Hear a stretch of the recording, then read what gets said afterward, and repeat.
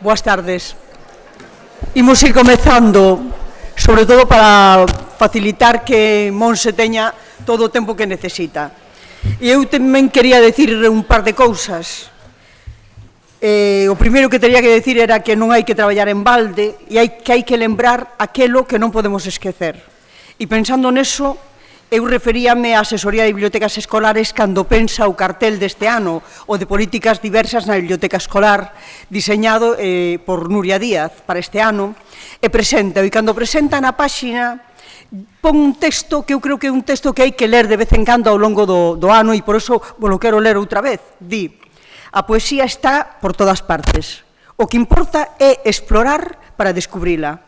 A biblioteca escolar é un lugar privilexiado para estimular esa mirada que xoga a descubrir a poesía que se agocha nas paisaxes, na música, no cine, nunha noite estrelada, no baile do vento na herba, nos seres minúsculos que só podemos ver a través do microscopio, nesa música que engaiola, na palabra dos poetas, na tradición oral, no texto que nos traspasa e nos obriga a mirarnos, nesa persona que nos axuda a abrir os ollos para ver o que nos rodea, no último descubrimento científico, nesa voz que nos fala, nese abrazo que nos agarima. Longa vida a poesía. Memoria do mundo en palabras do poeta Juan Marqués, quen tamén afirma que a poesía, aínda que ninguén a lea, penetra nas conciencias e nas nacións e dá enérxicos empurróns á historia, inventa e derruba deuses, funda e destrúe reximes políticos, declara guerras, move montañas. Eu creo que pódese decir moi pouco despois de ler isto, non? Poéticas diversas convida a asolagar as aulas, as bibliotecas de poesía, a tratar con poetas, a perderlle o medo á metáfora, a xogar coa palabra e coa imaxe ata obter todo o seu zume, a coñecer a excelente e variada creación poética galega destinada a todas as idades, a permitir que o alumnado galego poña voz e dé a vida á tradición lírica galega, a poesía de Rosalía e de todas e todos os poetas que foron e son. Porque en tempos difíciles, en tempos de crise, hai que lembrar o que dixeron xente como Pimentel. A poesía é o gran milagre do mundo. Erguerse cada mañán con ganas de buscar a súa esencia e transformar ese mundo. E igual se pode facer coa poesía, porque a poesía é unha arma cargada de futuro, en palabras de Gabriel Celaya. A poesía, tamén nos decían esta mañán, que ten un poder sanador. Onte foi o día da poesía e tivemos un menú poético no xantar. Comenzaba en Compostela o festival Alguén que respira, pero xa viña sendo anunciada a poesía e ese poder, cando no simposio do libro e a lectura, en novembro, se titulou Poesía a luz apagada, preguntaban. En el, Yolanda Castaño nos informou de que a poesía galega é un dos ámbitos estratégicos do Instituto Cervantes para o 2019. Polo tanto, poesía e Galicia creo que non poden separarse. A poesía leva tempo nas bibliotecas escolares, nas maletas de poesía que onte estaban aí, xustamente, aí situadas. Foron as primeiras maletas que se fixeron, as maletas de poesía para a primaria e para a secundaria. Maletas que levaban materiais para o alumnado e para o profesorado. E tal como decía esta mañá Mar Venegas, para que o profesorado lle perdera o medo.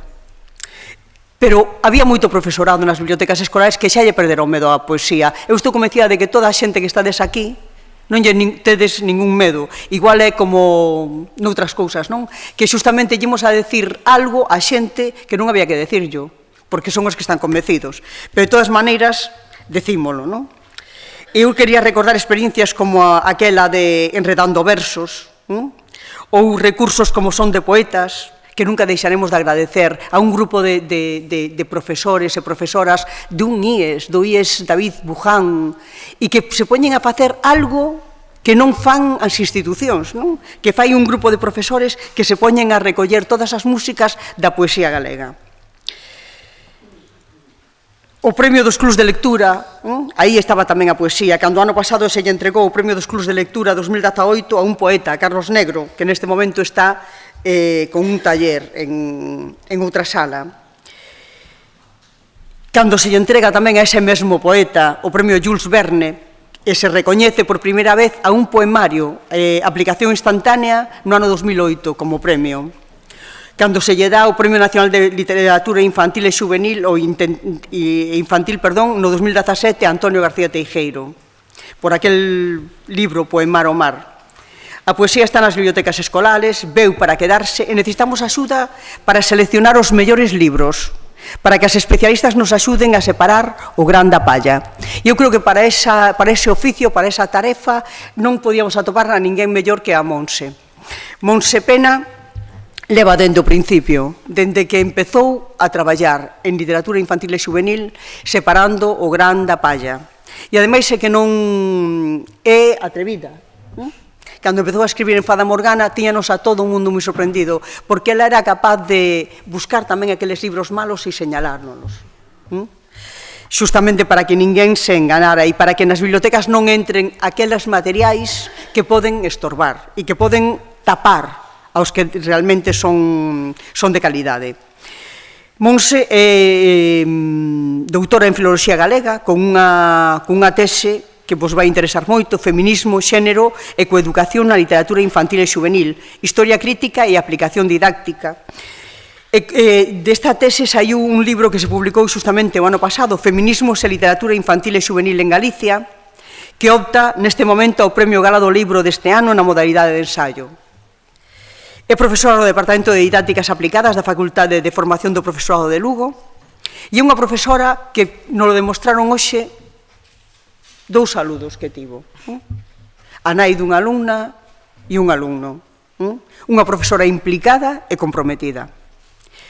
É crítica literaria, tal como vos decía antes, unha crítica que é o máis obxectiva que se poda ser, especialista en literatura infantil e juvenil galega, formando parte da directiva de Galix en varias ocasións. Aí tamén vexo o compromiso, non? Colabora en diferentes suplementos culturais, revistas especializadas, e neste momento colaboradora en literatura infantil e juvenil na Radio Galega, e unha das voces de Chamando a Terra.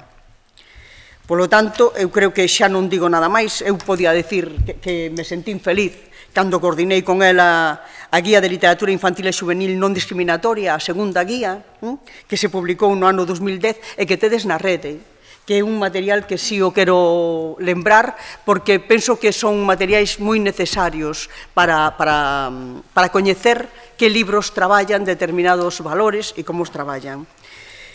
E xa non digo nada máis, Monse, xa che paso a palabra para que non perdamos tempo, vale? Moitas gracias por estar aquí e por axudarnos a ter un criterio na selección, vale? Gracias.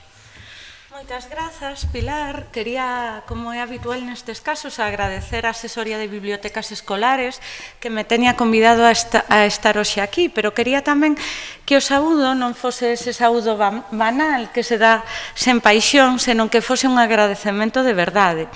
Pilar decía un montón de cousas de min, ben se nota que é a miña amiga, non? E quizáis o que máis me gustaba eran dúas. Primeiro, que son unha mestra implicada, porque presumo moito diso cando podo, e gustaríame seguir presumindo sempre. Ademais, creo que temos que reivindicar a palabra mestra, non? Sexamos profesores e profesoras do nivel educativo que sexamos. E, en segundo lugar, gustábame o de que son unha crítica o máis obxectiva posible. Xa quixera eu. Xa quixera eu, intento moito, pero xustamente o tema que nos convoca aquí hoxe é no que son menos obxectiva. Explico por qué. Di unha frase tamén de Federico García Lorca. Pilar citou a unha chea de poetas que dixeron cousas moi bonitas sobre que a poesía, que di que a poesía non necesita adeptos, senón amantes. Eu son amante, ou quero selo, non?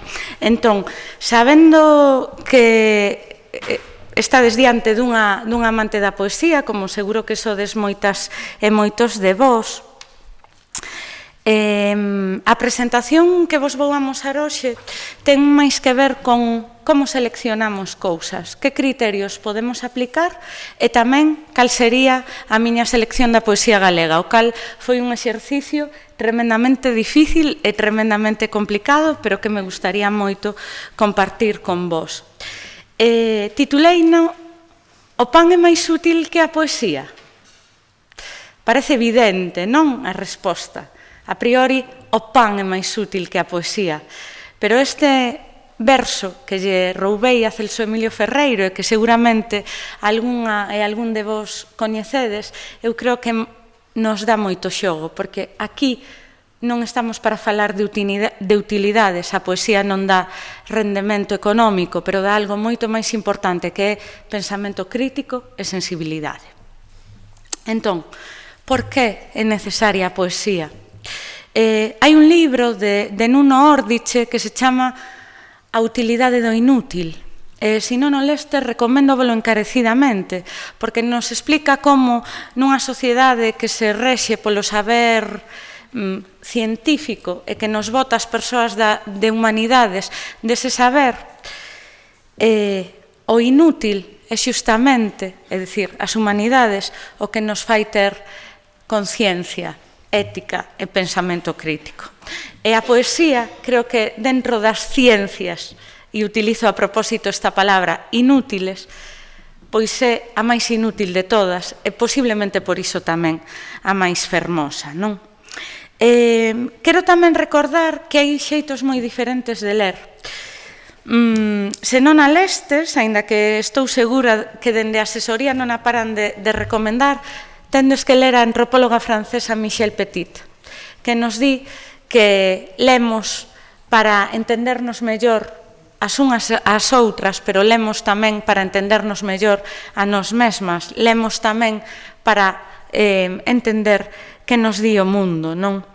E, sobre todo, que esa palabra é a base da imaginación, unha imaginación que non só nos permite crear mundos alternativos, senón que nos permite, sobre todo, pois, desenvolver a empatía, é dicir, ser capaz de estar no lugar dos outros, das outras, non? A poesía tamén é un xogo. Sábeno ben os meus alumnos e alumnas, que cando lles pregunto como aprenden os nenos e nenas, dinme xogando. Entón, a poesía é un xeito de aprender que nos leva, pois, o ritmo, o son e o silencio. E nunha sociedade que vai tamén moi acelerada, a min me gustaría reivindicar a idea de educar para a beleza, educar para a sensibilidade, o que fixo célebre Catherine Lecuyer nese ensaio que se popularizou moito, que foi educar en el asombro. Si queremos educar no asombro, preparar o noso alumnado para a beleza, que creo que é algo que falta moitas veces nas nosas aulas, necesitamos o silencio da poesía, porque ese silencio é un silencio cargado de significacións, non? Por outro lado, a poesía aposta por un xeito de lingua que é creativo, porque utiliza palabras que empregamos na nosa vida diaria, nas ciencias tamén, nos textos expositivos, pero descontextualizas, presentas en contextos onde non esperábamos atopalas. E é xustamente esa descontextualización o que nos sorprende, nos abraia e supón un reto lector. Necesitamos retos para seguir aprendendo, non?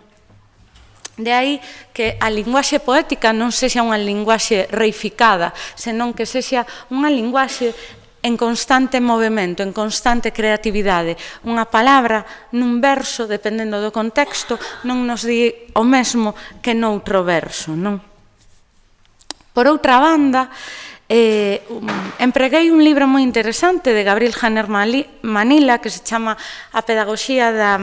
teño por aquí, A pedagogía da imaginación poética, que di algo que me parece moi interesante, que é capaz de crear entre a mestra e o alumno unha relación estimulante. Como di a cita que vos poño aí, un fermento que sacudirá los muros de la escuela. Creo que aí debemos pensar tamén que escola queremos, se queremos unha escola con poesía ou unha escola sin poesía, porque o modelo de escola que estamos pensando dende esa perspectiva é radicalmente diferente. Por suposto tamén o modelo de biblioteca, non? Ben, moitas veces eu que traballo con alumnado universitario me atopo con algo sorprendente. Cando lles pregunto polo seu contacto coa poesía, case todos se remiten ás clases de secundaria en que se lles poñía un poema clásico e elas eran incapaces de entendelo, non? Gústame comparar a aprendizaxe da poesía con dúas cousas, ou coa subida a unha montaña. Non todos nin todas estamos preparadas para subir o Everest sen axuda, ou cun menú o menú poético que tiña de sonte é un bo exemplo de como é a poesía. Temos que probar moitas veces para saber o que nos gusta ou non. Aí tamén me gusta dicir que non hai ningunha experiencia didáctica que fracase, tan só que non se intenta, non? Entón, imos prepararles platos de poesía que sexan gorentosos ao noso alumnado. E quizáis un bo xeito de comezar sería aproveitando toda esa unión que temos, especialmente en galego, de música e poesía. Hai unha chea de recursos, logo veremos algúns, que unen os versos con ese formato álbum, disco, que está funcionando moi ben nas escolas, e mesmo tamén, que non é banal, aínda que poida parecelo, nos aniversarios infantís. De repente regálase poesía, non? E logo creo que tamén temos que reivindicar a capacidade dos contos para chegarnos aos primeiros ritmos poéticos. Por qué? Porque os contos acumulativos, repetitivos, con refrán, conteñen o ritmo da poesía, non? Por suposto, nunha sociedade tan visual na que nos movemos, todo nos entra polos ollos, a poesía tamén. Entón, tamén vos convido a buscar boas edicións coidadas. En galego é máis complicado pola precariedade na que se desenvolve o noso sistema editorial. E non vos estou dicindo ningunha novidade, non? Pero nun sector no que se fan tan poucas tiraxes tan cortas, unha boa tiraxe dun libro infantil son 2000 exemplares en galego, na que é tan caro imprimir en cor, pois que teñamos acceso a unha boa edición é case un milagre, non? Entón, sí que me gustaría convidarvos a ir procurar esas boas edicións para as vosas bibliotecas escolares, non? E logo, a poesía, isto é como os dereitos do lector dos que fala Penac, que seguro que coñecedes, non? Ou a frase que dicía Borges, e que eu repito constantemente, que logo empregou Penac. O verbo amar, como o verbo ler, non soporta o imperativo. Pois o verbo poetizar tampouco soporta o imperativo, pero ademais nada ben, non?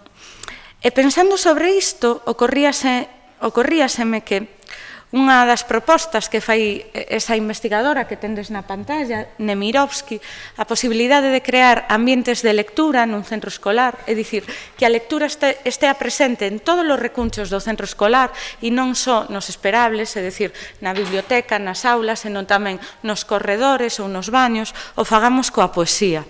Como? Pois, por exemplo, fotos e biografías dos poetas e das poetas en todas as esquinas. Versos que quizáis poden ser pintadas ou grafitis en determinados lugares do centro escolar. Novas sobre as poetas, por exemplo, que nos enteramos que Yolanda Castaño lidera a creación dunha residencia literaria poética na Coruña que se chama 1863, pois pendurámolo no corredor. Por que non? Se hai anuncios de todo, por que non imos pendurar novas que teñen que ver con isto? E logo, facer eses intercambios de libros, que sei que as bibliotecas escolares levades moito tempo traballando en iso, pero implicar tamén pois a xente externa ao centro, como poden ser as familias do alumnado ou a comunidade inmediata, a contorna do centro, non? Seguro que coñecedes, porque se popularizou moito polas redes sociais, a idea da acción poética nas cidades, non? Acción poética en moitos lugares de Latinoamérica, onde de repente os versos toman as paredes.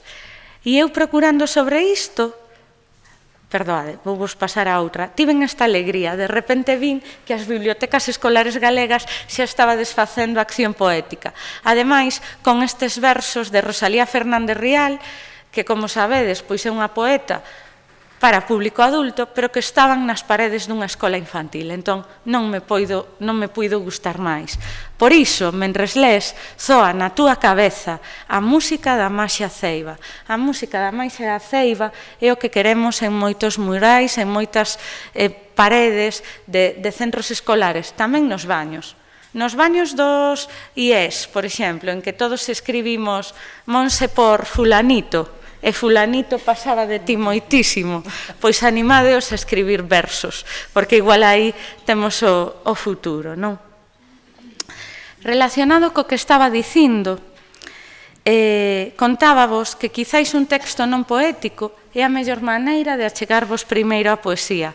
Cortei o pobre Frederic, que é un libro que eu me levo sempre a clase, porque creo que é o mellor xeito de empezar con el unha clase de poesía, sexa no nivel que sexa. Quizáis tamén temos que empezar a cortar o prexuízo de que un álbum ilustrado só é para unha aula de infantil. Mentira, non? Un álbum ilustrado é para todos os públicos que amamos a beleza dese formato. E para os que e as que non coñezades Frederic, tendes que saber que Frederic non é un rato calquera, non é un rato que se dedica a buscar comida como outros ratos. Frederic é un rato que se dedica a guardar palabras para o inverno, porque é un rato poeta. Entón eu pregúntovos a vos, se viñese o inverno, que palabra guardaríades? E se guardades algunha, dadella o gato, perdón, que converto a Frederic en gato, o rato Frederic, porque con el estarán a vos recaudo, non? Falaba tamén antes Pilar dunha iniciativa que a min particularmente me parece impresionante, que uso moito nas clases, que é esa páxina web, ese repositorio que se chama Son de Poetas. É moi importante escoitar as voces das nosas poetas e dos nosos poetas. Entón, suxeríavos aí, aínda que unha suxerencia trampa, recoñezo, ese volume do Consello da Cultura Galega que se chama Poetas e Narradores nas súas voces. E digo que é unha suxerencia trampa porque é unha edición non venal, non se consegue en librerías. Eu creo que hai volumes bailando en almacéns da Xunta destos que ninguén sabe onde están, pero por que non repartir eso se o gran irmán da Cámara me escoita entre as bibliotecas escolares? E logo temos aí esa Rosalía pequeniña de Uxía, que sei de boa tinta que tamén se moveu nas maletas de poesía, porque a través da miña filla nos chegou a casa, non? Que é unha magnífica oportunidade de achegar os clásicos galegos, neste caso pois a nosa poeta por antonomasia, que é Rosalía de Castro, os nenos e nenas. Non só porque Uxía musica os seus poemas moi ben, senón sobre todo porque o primeiro poema é unha canción que nos di que Rosalía pequeniña soñaba con ser pirata e de repente non temos a Rosalía de Castro máis canónica, máis tristeira, senón que temos a unha rebelde rebuldeira que se parece moitísimo máis o que as novas investigacións, como por exemplo a biografía de María Xesús Lama sobre a figura rosaliana, está sacando a luz.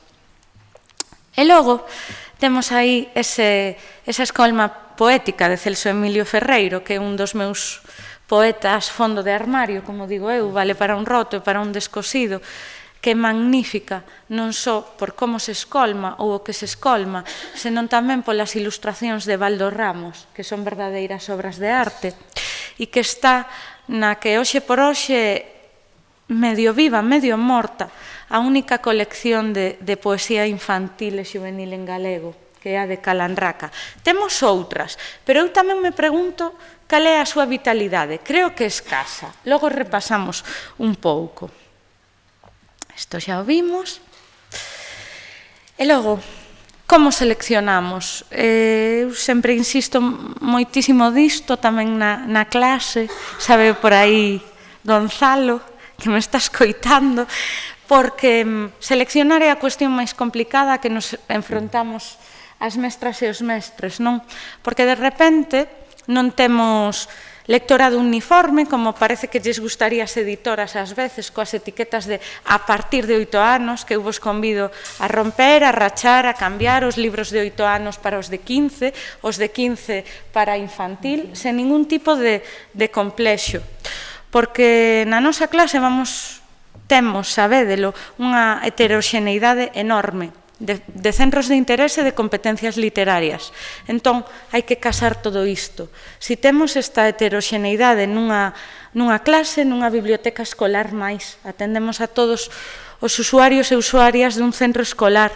Entón, buscade libros que se sean diferentes, que vos chamen a atención en canto a temáticas, en canto a dificultades, non? A poesía non só fala de sentimentos, non? Fálanos de sentimentos, pero non só. Imos ver como hai libros para facer moitísimas máis cousas que falar de sentimentos. E logo, ás veces nos fidelizamos a editoras, non? É case un proceso que non podemos frear. Porque hai libros que nos entran polos ollos dunha maneira moi rápida, entón dis, quero todo. Por non irme a un exemplo galego, o que me pasa a min, por exemplo, con Impedimenta. Todo, para min, couceiro, dame o catálogo inteiro, porque o quero ter.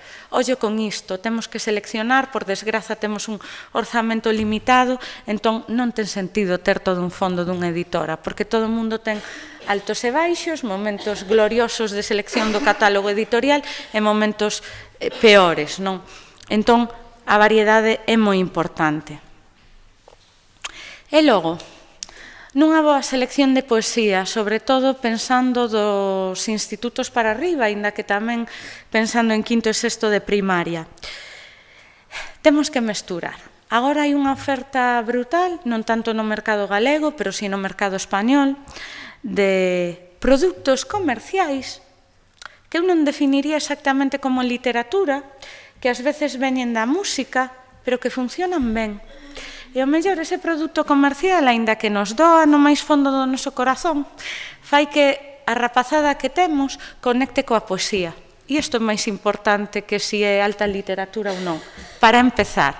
Logo xa axudaremosnos a subir a montaña, pero para empezar está moi ben, non?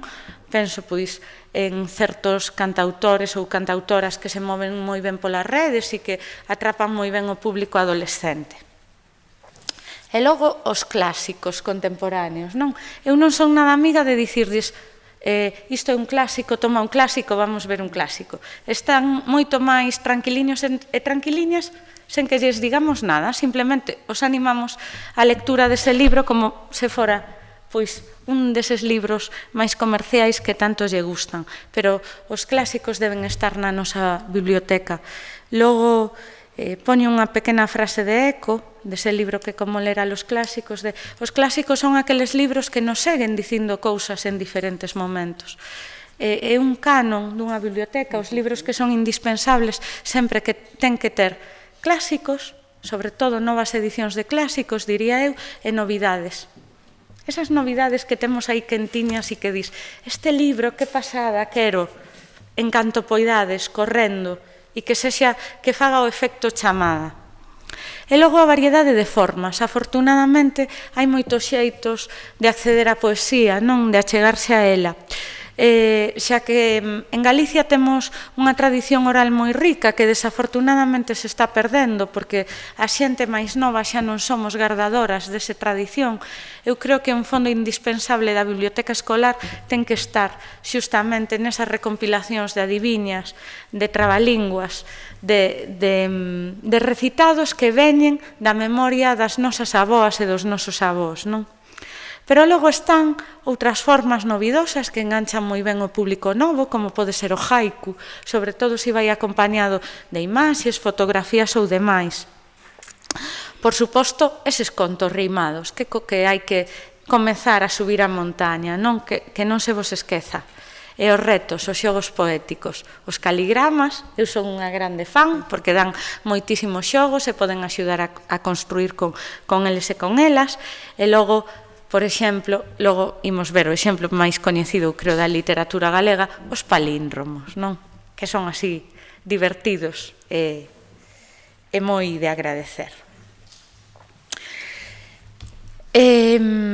Ademais das anteriores claves, que eran específicas un pouquiño para seleccionar poesía, a min sempre me gusta recordar as claves que tendes agora na pantalla e que, por desgraza, non son da miña autoría, son de Teresa Colomer, que tamén seguro que coñecedes, e para min é a autora referencial de literatura infantil e educación literaria en España. Creo que está moi ben, ademais, que ese libro básico que é Introducción a la literatura infantil e juvenil ou la formación de lector literario, os teñades a disposición dos compañeiros e das compañeiras na biblioteca escolar, porque funcionan moi ben e son tamén un fondo de armario, non?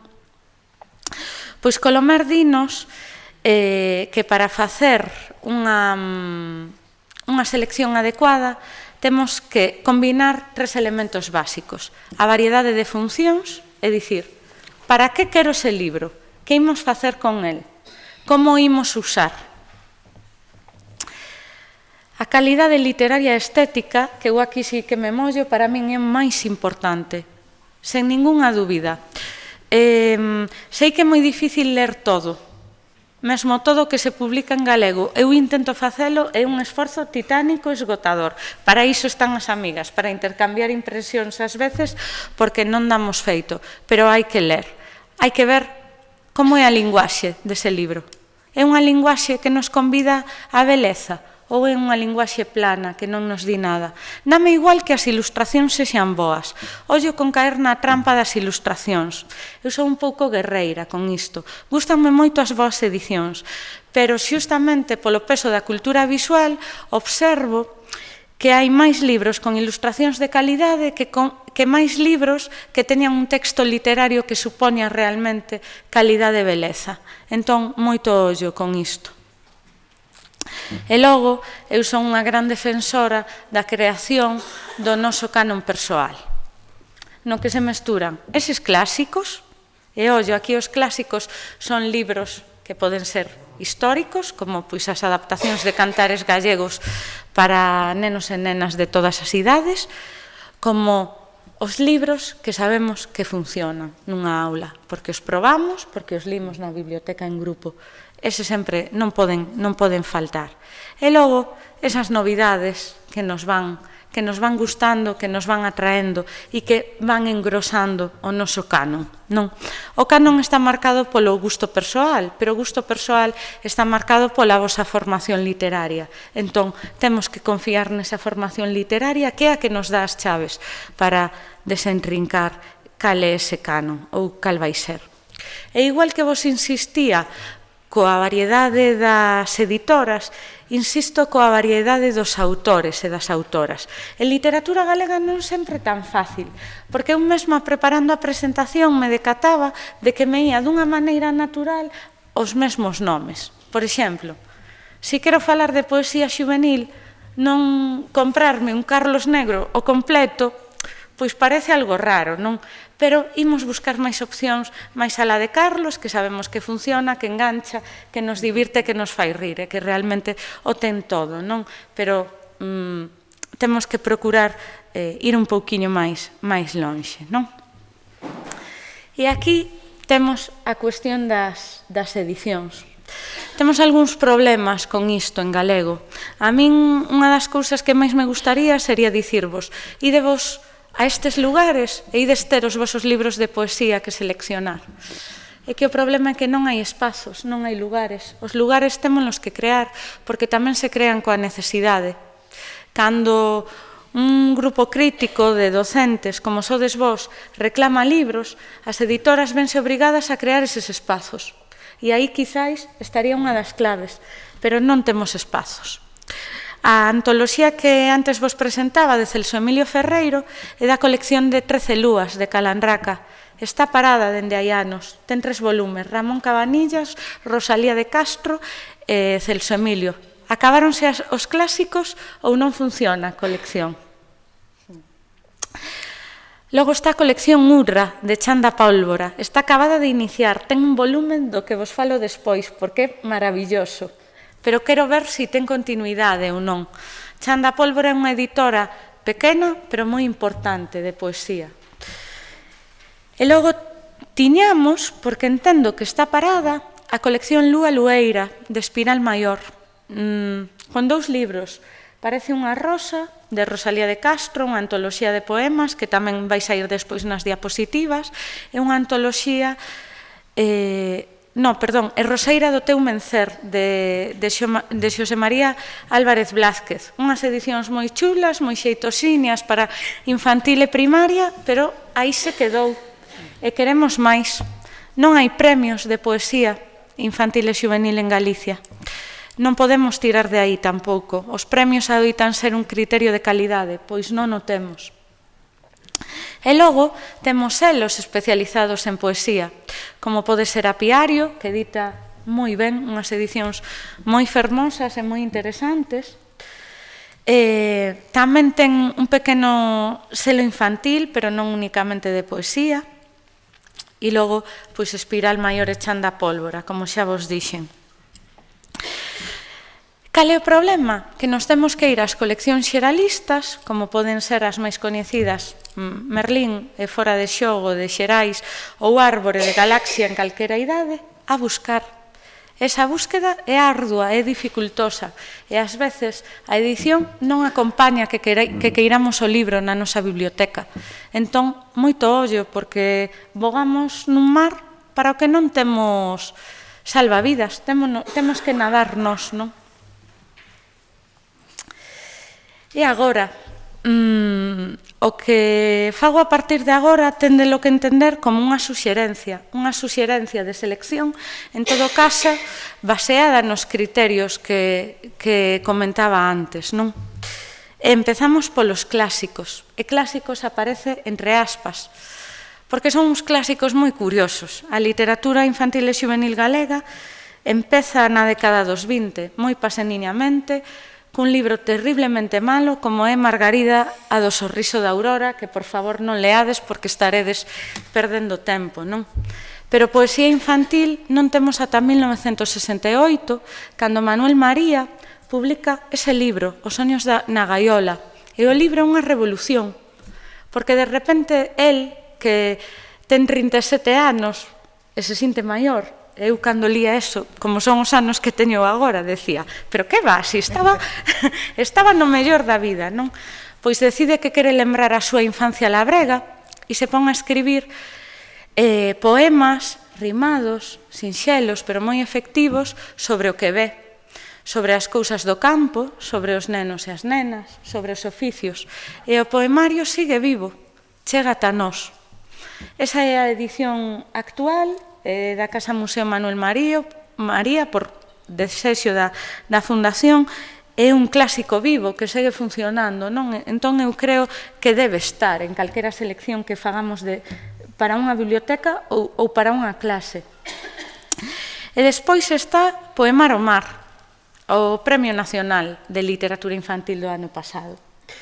García Teijeiro é un deses autores que imos ter reiteradamente cando falamos de poesía e cando compramos libros de poesía para a nosa biblioteca. É indispensable, dende moitas perspectivas, pola unión de poesía e música que fai, polo diálogo que establece con autores e autoras clásicos en libros como Na fogueira dos versos, ou polo tratamento do mar e en todo ese diálogo que establece con poetas da nosa tradición, empezando polos trovadores medievais, non? E logo está Cidades, de Fran Alonso.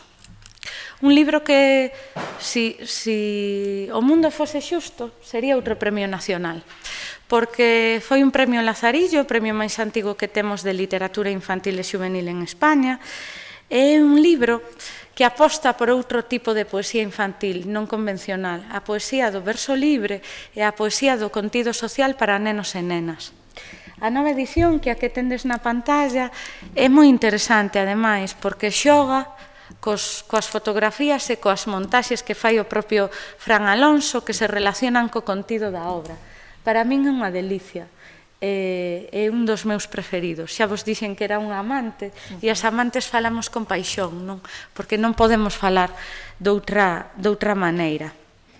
Habería outros clásicos, e non me quero resistir a poñérvolo, non? Esa Roseira do teu mencer, un poemario de comezos dos anos 50, que Álvarez Blázquez lle escribe a súa filla Colorín, que enferma, non? E que é un exemplo tamén de como houve unha serie de autores en galego que escribían para ninguén, escribían de maneira militante, porque sabían que escribían no Baleiro. Álvarez Blázquez é un deles, por sorte deixou pegada non só a través deste poemario, senón nos seus fillos, especialmente en Xosé María Álvarez Cácamo, que tamén é autor de poesía infantil, non? E logo, creo que é de xustiza reivindicar o nome de Anisia Miranda, que é unha muller que está moi tapada, como tantas outras, polo nome da súa parella, de Neira Vilas, porque, claro, ti non podes escribir Memorias dun neno labrego e sair indemne desa escrita e dese símbolo que és, non? Pero Anisia, que era de orixe cubana, como sabedes, viña dunha literatura infantil masiva. Eles publicaron ali en Cuba unha revista infantil da que se tiraban 100.000 exemplares nos anos 50 e 60. Imaginade cal era a concepción tan moderna que tiña esa muller do que era a literatura infantil. E quizáis temos que saber que estas cantarolas, que en parte son autotraducións ou tradicións compartidas con Neira Vilas dos poemas de Anisia en castelán, pois son un clásico no mellor dos sentidos, tal e como se entende a poesía infantil máis convencional. E, ollo, non uso convencional aquí como pexorativo, máis debe ser rimada, debe ser cantada, debe cantar os animais. O contrario, non? E logo temos a reedición con outras ilustracións dese libro que é Paseniño, Paseniño, no que García Teijeiro dialoga con Rosalía de Castro. García Teijeiro fai moi ben ese diálogo cos poetas que nos precederon. É unha porta moi interesante para introducirnos neles. Entón, como ademais as ilustracións de Marcos Viso son supersimbólicas e conceptuais, como outros traballos deste mesmo ilustrador, creo que Paseniño, Paseniño é unha boa porta para chegarse a Rosalía de Castro tamén en secundaria. E que non nos asuste Rosalía, porque de repente hai alumnado que temos que se atopa con Rosalía no libro de primeiro da ESO e lle dicimos que mide os versos. Non podemos facer iso. Aparece logo unha frase que xa cito agora de María Victoria Moreno, que, como sabedes, se lle dedicaron as letras o ano pasado, pero lles dicía aos alumnos algo que creo que é moi fermoso e moi verdadeiro. Non midades os versos, medide os sentimentos, non? Que provocan os poemas en nós. E aquí temos as miñas novidades. Novidades entre aspas, porque hai libros aquí que non son tan novidades. Temos ese O lago das garzas azuis de Pexegueiro, que creo que é un libro que se está deixando de usar no ensino por descoñecemento, e eu non entendo por qué. Porque un conto rimado dunha maravilla e dunha poeticidade para min exquisita, non? É unha fábula que nos conta como debaixo das areas do deserto viven unhas garzas que son azuis e como os nenos as persiguen para agocharse detrás delas porque hai uns cazadores que os queren matar. Os nenos e nenas, refírome. É un canto pola paz en contra da guerra e a favor da sensibilidade humana. Despois temos aí Penúltimas tendencias de Carlos Negro. Seguro que está nas bibliotecas, pero hai no que poñer. Porque ese comezo co remake de Longa noite de pedra en versión rosa é antolóxico, non? E vale calquera selección que poidamos facer. Gústame tamén bastante ese Apel do mundo de Berta Dávila, que xoga coa idea deses libros que tiñamos os nacidos a finais dos 70 e durante a década dos 80, que eran compendios de países polo mundo. Ás veces eses compendios eran profundamente estereotipados e o poemario de Berta xoga a sacarnos deses estereotipos, non? Esa Apel do mundo é unha viaxe por diferentes países. Cal é o problema que ten para min? Supoño que por iso Pilar di que son obxectiva, porque me mollo, non? Pero é un mollarse razoado, creo eu. Ten un glosario sobre palabras ou vocabulario que a mí non me gusta nada, porque son unha gran inimiga dos elementos profundamente didácticos nos libros que son puramente literarios, non? Pero eu sí que vos convido a pasar directamente dese glosario e a gozar dos poemas que hai aí. Que ademais, se non me equivoco, Galaxia coloca este libro para maiores de 12 anos e eu experimenteino con rapazada moito máis nova. De 9 anos en diante eu creo que perfecto, non? E logo aparece aí unha obra que aínda está quentiña, que é Non trabes na lingua, de Antón Cortizas. Cortizas é un deses escritores que temos... Perdoade.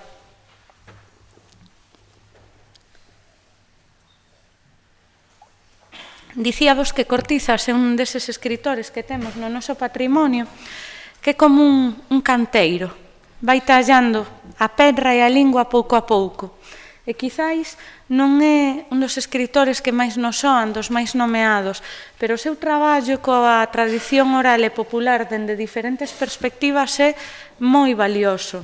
Deixouno ver nesa obra magna que é Chirlos Mirlos, a Enciclopedia do Xogo Popular Galego, e deixouna ver neste Non trabes na lingua, que contén trabalínguas da súa propia autoría, trabalínguas da tradición galega, trabalínguas recollidos por Marcial Valladares e compañía nos finais do 19, principios do 20, trabalínguas feitos polos nenos e nenas de diferentes escolas, e páxinas en branco para que nos fagamos os nosos trabalínguas. É delicioso. E as ilustracións... A cuberta creo que non lle fai xustiza este libro. As ilustracións son moi new style, diseño gráfico, quizáis non as máis acaídas para un poemario dirixido a nenos e nenas de 8 ou 9 anos en diante, pero que, bueno, nos poden achegar a outros xeitos de entender a imaxe, non? E logo, eu creo que en calquera biblioteca debemos ter antoloxías. Poetízate está en todas. Porque ese limiar xa lle podería ter valido a Fran Alonso un segundo premio nacional. Xa vai por 2. Fixadevos que me contradigo. Dixenvos, non podemos acudir a os mesmos autores unha e outra vez, pero claro, García Teijeiro, Carlos Negro e Fran Alonso no ámbito da poesía infantil e xuvenil pois seguen sendo un clásico na mellor das acepcións desta palabra. Quería tamén sinalarvos a importancia desas dúas antoloxías que creo que non están tan vivas nos centros. O libro dos 100 poemas de Cácamo e Marisa Núñez, que un percorrido pola poesía infantil moi, iba a decir moi delicioso, pero é como moi cursi, non? Moi acaído, é fundamental. E creo que ben vale o seu lugar nos vosos andéis. E logo, aínda que non sexa moi politicamente correcto, anímovos moitísimo a sumerxervos nesa antoloxía da poesía lusófona que está en Reintegrado, que se chama Poemas no Faiado, porque hai un diálogo da propia tradición galega coa tradición da lusofonía, Angola, Mozambique, Brasil, riquísimo. E pecharnos esa porta, dende logo, é pecharnos cara ao mundo e querer mirar cara a outro lado, non? Eu creo que aí hai, ademais, o xeito en que está ordeada a antoloxía é moi divertido, non? Hai caixiñas, como chaman eles, caixiñas onde arromar os poemas e van colocando pois o xogo, os poemas máis difíciles. Bueno, é unha delicia.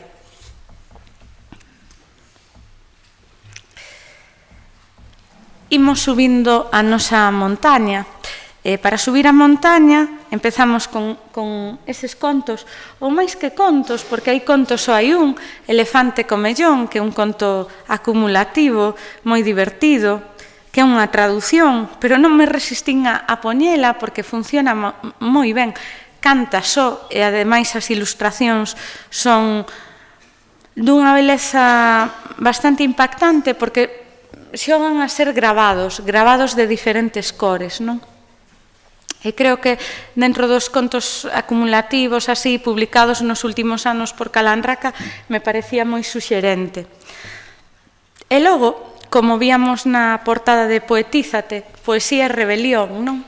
E aí temos 2 libros de animais que se rebelan. O primeiro é Ovella descarreirada, de Marilar Aleixandre, que tamén é un libro que creo que a editora coloca pois nos 8 ou 9 anos e que vale moi ben para adultos e adultas, porque nos fai pensar sobre seguir a manda ou dicir aquí estamos nós e danos igual ser a ovella negra, non? Logo está Coller as rendas, de Yolanda Castaño, pensado para lectorado infantil, que funciona moi ben tamén, e que é moi interesante dende unha perspectiva. Os contos de animais, dunha maneira máis ou menos clásica, sempre están protagonizados por animais machos.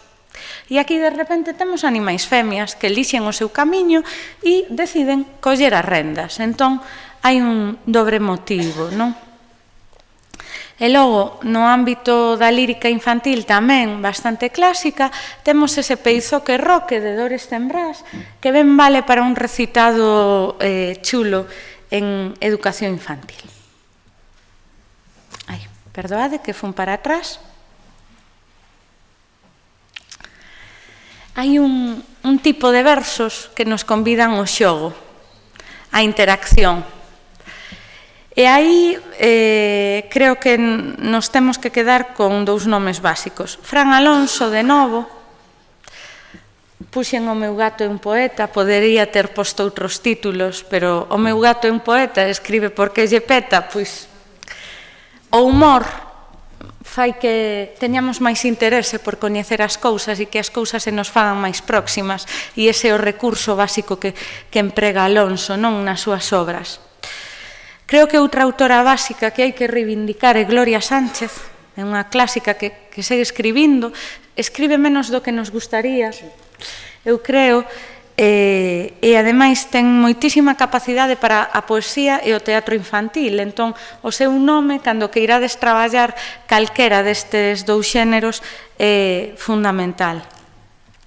Volvo a Cortizas, de novo, porque teño unha debilidade especial por este sopra neste furadiño, que nos obriga, non se apreza moi ben na imaxe que puxen, pero na boca da muller que está na cuberta hai un buratiño. Aí o burato vese verde, porque supoño que a garda do libro é verde, pero o que nos obriga é a poñer a boca en cada unha das follas, aínda que sexa unha porcallada, estaredes pensando que se pasan todos os virus, dá igual, todo vale pola poesía, pois e nos obriga a dicir os versos, a soprar a través dese furadiño. É un poemario moi divertido.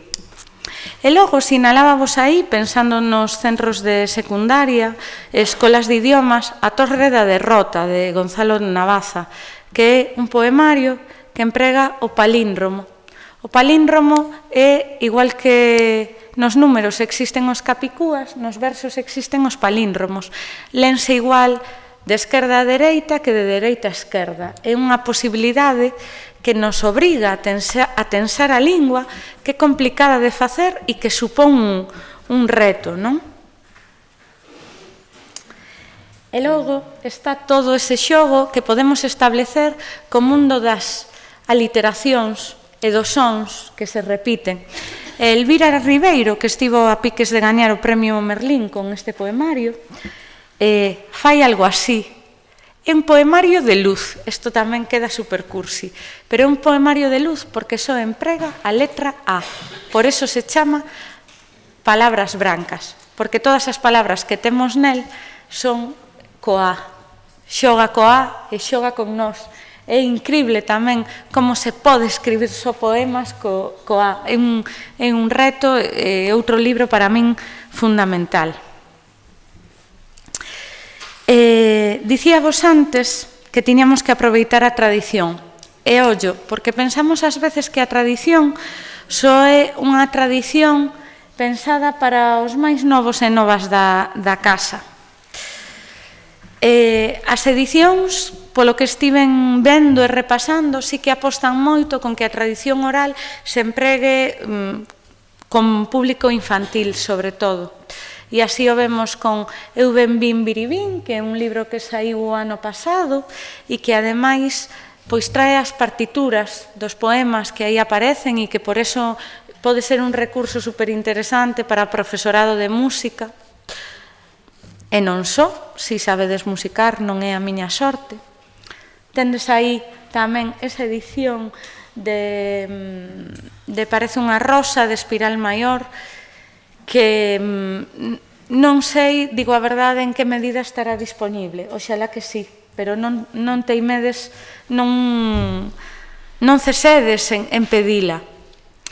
E logo a colección Tartaruga de Galaxia ten, dende hai moitísimos anos, unha serie de libros dedicados á tradición oral, que se chaman, hai un de adiviñas, hai outro de trabalinguas, algúns están compilados por Palmira Boullosa, que é a autora que vos aparece na pantalla, pero tamén David Otero fixo algunha destas compilacións.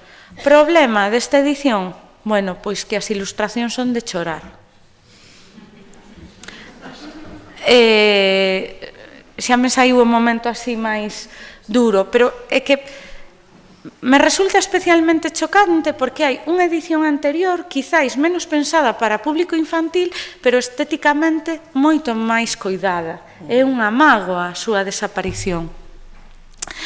E para público adulto ou xuvenil, lendo lendas, digo versos, ten que estar. Porque lendo lendas, digo versos, combina a escrita de Reigosa e Teijeiro.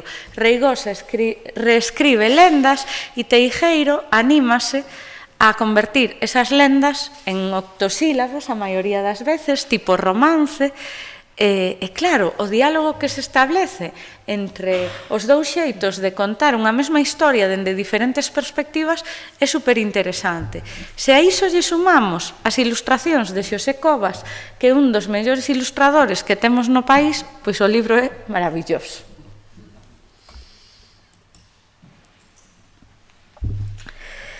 Quería tamén abrir algunhas fiestras. Estou certa de que algúns dos libros que aparecen nesta pantalla xa os coñecedes, pero tiñan que estar, e tiñan que estar porque a poesía infantil é máis que a paisaxe, os animais, as cousas que nos rodean. A poesía infantil pode ser a monotonía do que facemos a diario, unha poesía do cotiá, como a que hai en Os días lebre, de Clara López, que ademais é unha mestra e hai que reivindicarnos, que caramba, que é a monotonía do que fai unha nena e como se construen os seus días. É un verso libre, que eu son unha amante do verso libre e me parece algo fundamental. Canto antes introduzamos o verso libre, eu creo que mellor, que somos máis capaces de aprender poesía aprender poesía é unha expresión horrible, borrádea, de interesarnos pola poesía dunha maneira máis rápida. E logo está Cara de velocidade, de Marga Tojo, outra delicia, tanto no texto como nas ilustracións. E coa miña pena direi que Marga Tojo é unha autora galega, pero que a lingua orixinal deste poemario é o castelán, porque gañou o premio Miguel Hernández, Cidade de Orihuela, que se convoca o Calandraca, pero en castelán. Entón, igual que lle pido o gran irmán que reparta eses libros dos almacéns da Xunta que valen para bibliotecas escolares, dame moita mágoa que este premio non se convoque en lingua galega ou nas 4 linguas do Estado, non? Porque ese Cara de velocidade, que é unha delicia, que é un pouco pois a visión que pode ter unha nena, un neno do mundo da cidade, na que todo vai moi rápido e hai diferentes cousas que nos sorprenden, é outra poesía do cotiá que se eu fixese unha constelación literaria iría sempre con Os días lebre. Quedannos aí 2 pequenas maravillas. O texto de Estíbaliz Espinosa, Caer de cu polo universo, sobre a astronauta Pandora, que lles conta un grupo de nenos pois o que foi vendo, as constelacións, os planetas e como foi esvarando, e que ademais eu creo que é un libro que pode funcionar moi ben nos centros cando se fan proxectos dos planetas, que é un clásico da educación infantil. E logo está esa maravilla de Factoría K, que é para facer o retrato dun paxaro, baseado nun poema de Jacques Prévert, que nos vai indicando dunha maneira absolutamente delicada os pasos que temos que seguir para pintar un paxaro. E o difícil que é pintar un paxaro, porque o paxaro voa, ten as, e lle pasa o mesmo que os lectores e lectoras de poesía, que son moi difíciles de atrapar. É a nosa preocupación. Que lles damos aos mozos e mozas porque non len nada? Bueno, aquí non nos creemos iso de que os mozos e mozas non len nada.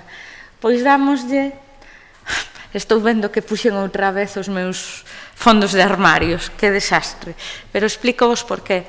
O mundo das redes sociais en verso, con esa aplicación instantánea de Carlos Negro, non falo máis del, porque é demasiado. Os grafitis de Fran Alonso, que conectan moi ben coa acción poética da que vos falaba antes, ou con outra acción que vos quería mencionar, que é o que fixo o colectivo Boa Mistura nas rúas de Madrid, que pintou versos nos pasos de peóns. É moi curioso, porque pintou versos non só de poetas en español, tamén de poetas galegos. Apareceron uns versos de Ismael Ramos, ao lado do Círculo de Bellas Artes, e isto é tan raro nun estado plurilingüe como o noso, pero que lle dá tanto as costas ás outras linguas, que é unha pequena maravilla, non? Daríame para outra charla, pero a poesía tamén é unha ferramenta super suxestiva para traballar o contacto entre linguas, non? Por que non versos en catalán, en euskera? Aínda que non entendamos, é que igual non temos que entender, temos que escoitar como soa, non? Detéñome máis empetando nas portas de Dylan, onde Teijeiro dialoga esta vez co mundo da canción de Bob Dylan, que é o seu cantautor predilecto, e no contatrás de Paula Carballeira, porque neste libro que fai Paula é mesturar dúas linguaxes que ela manexa moi ben.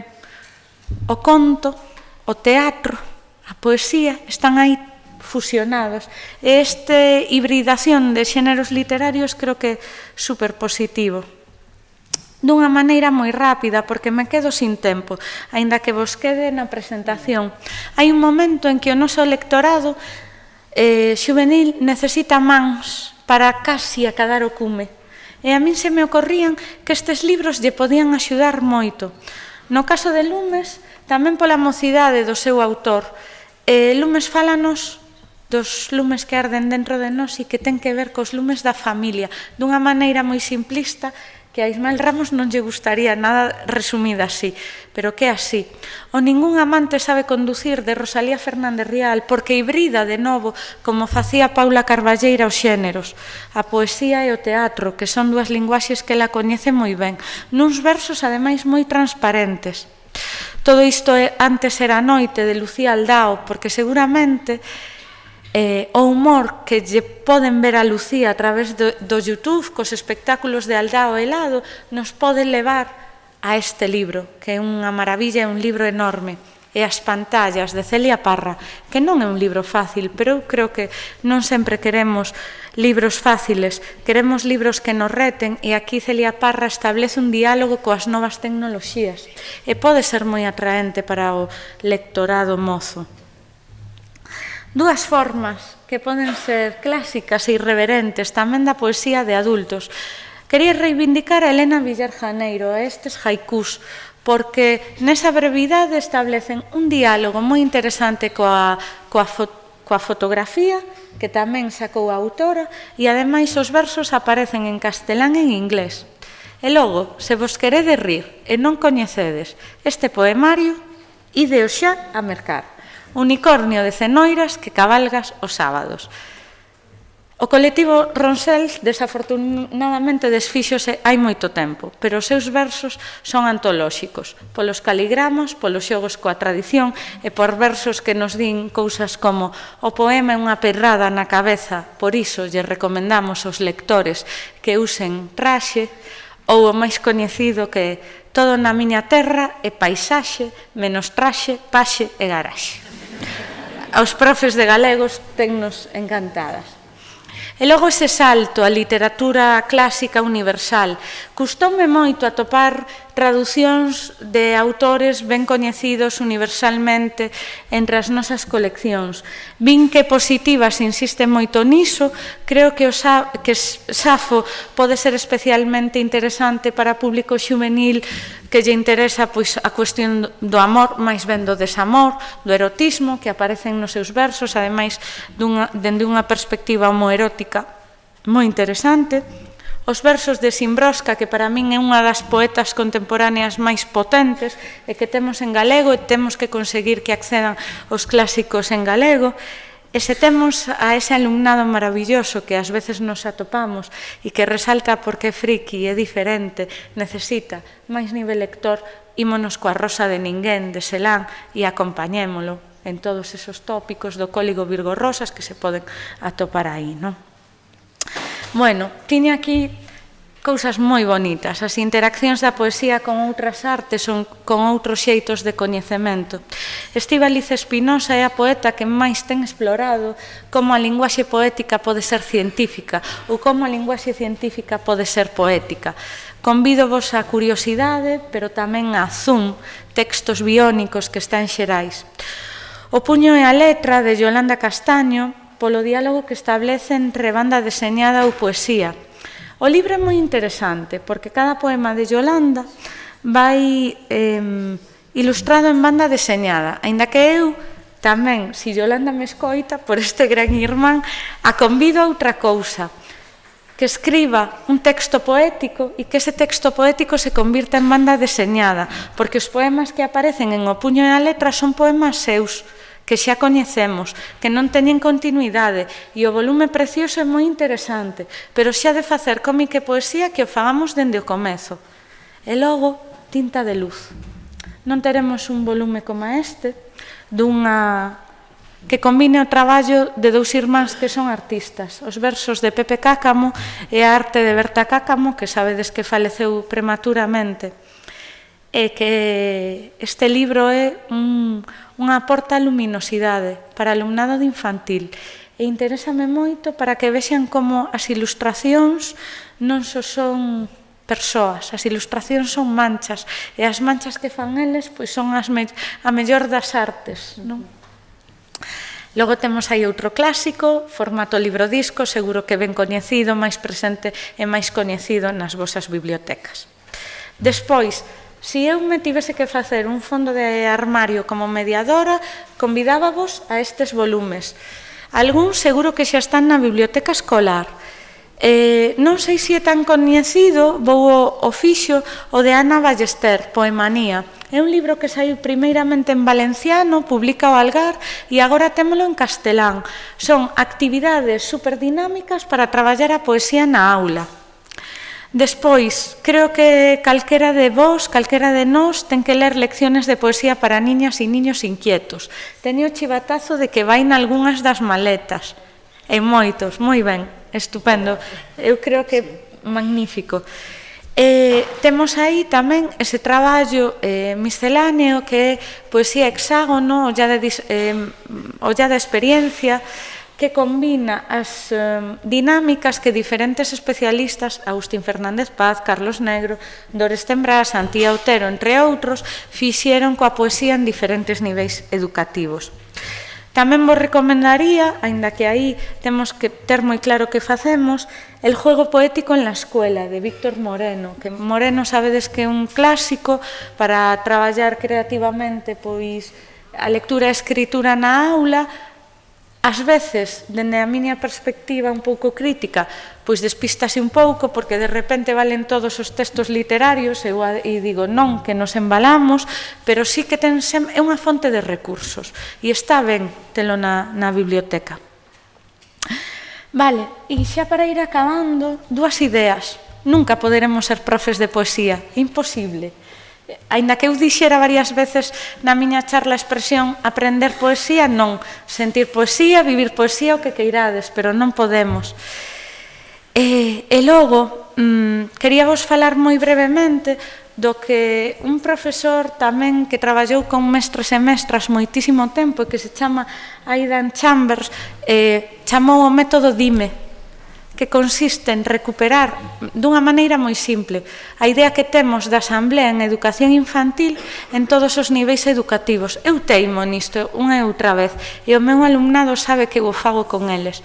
É importante que falemos do texto. É o máis importante que podemos facer cun texto literario, porque nos dá voz.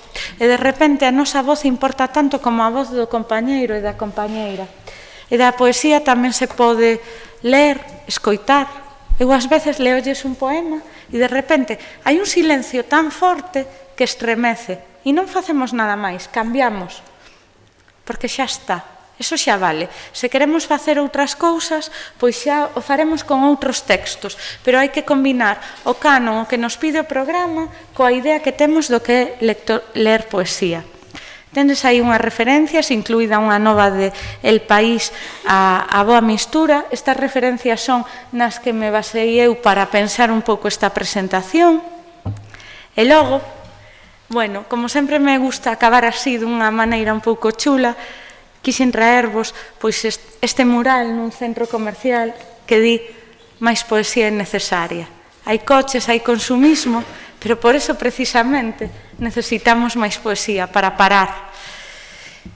E o verso de Celso Emilio que lle daba sentido a esta intervención: o pan é máis útil que a poesía, pero como comer o pan sen o compango da poesía? O compango é unha palabra que significa acompañar. Eu creo que a poesía acompáñanos en todos os momentos da vida. Entón, cando lle estamos regalando ao noso alumnado saber entender poesía ou gozar coa poesía, estamos a regalarlle acompañamento para sempre. Moitas gracias.